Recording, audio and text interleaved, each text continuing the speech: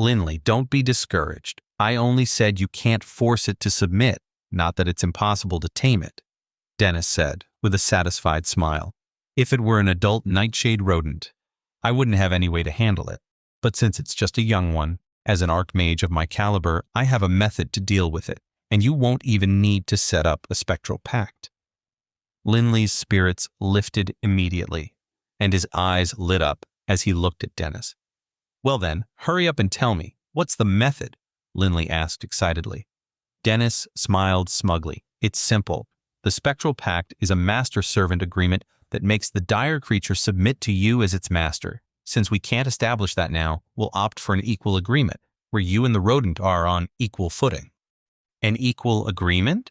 Linley asked, confused. I've never heard of that before. It's not surprising you haven't heard of it.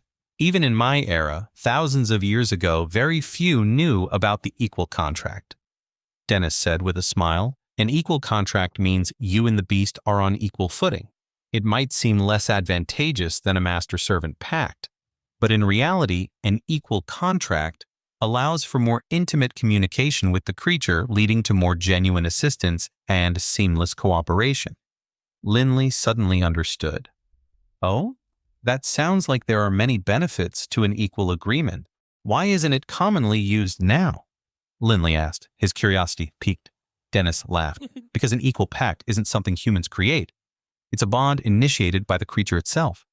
The beast forms it itself? Linley was stunned. Every dire creature is born with the ability to form an equal pact, a one-time bond, but each can only do this once in its life. Unlike a master-servant pact, which can be dissolved and reformed by another, the equal pact is a one-time bond, Dennis explained. Linley nodded. But it's difficult to persuade the creature to willingly form an equal pact, Dennis said solemnly. Only when the creature feels you are like family and is reluctant to leave you will it agree to this bond. Linley nodded slightly. Adult, dire creatures are highly intelligent. To make an adult see you as family is almost impossible, Dennis sighed. However, it's different with their cubs. Human children are naive and easily swayed. By offering treats and playing with them, you can quickly win their favor. Dire creature cubs, being even less intelligent than human children, will soon grow fond of you. Lonely cubs are especially easy to tame. After hearing Dennis's words, Linley suddenly understood. So it's just like handling a child. Linley laughed. He had a lot of experience in this, having grown up playing with his younger brother. Linley was an expert at handling children. Linley, don't be too confident. There are many precautions to take when dealing with a young nightshade rodent. If you're not careful, it could bite you, Dennis reminded. Linley looked at the black nightshade rodent in the distance, gnawing on stones as if biting into bread, and couldn't help but shiver. He had no doubt about the sharpness of the creature's teeth. Then what should I do? Linley suddenly lost confidence. Don't worry, just follow my instructions and everything will be fine. However, my method requires patience, so don't rush it, Dennis explained slowly. The nightshade rodent is an omnivorous creature, eating stones, bones, and meat, but it prefers roasted meat. This preference is well documented by those who have studied them. So first, head to the woods to hunt a small wild animal, roast the meat, and place it at a distance. Remember, don't try to approach it directly. Each time you offer food, wait for it to come to you. Dennis laughed. Approaching it directly might cause panic and lead to an attack, but if it comes to you, there's no danger at all. The method is simple, but the safest, Dennis said with a smile. Linley's spirits lifted immediately. The method was straightforward and uncomplicated. How do I know this rodent isn't going to wander off somewhere while I'm searching for meat? Linley asked worriedly. If he got the roast meat, but the nightshade rodent slipped away, there would be nothing he could do.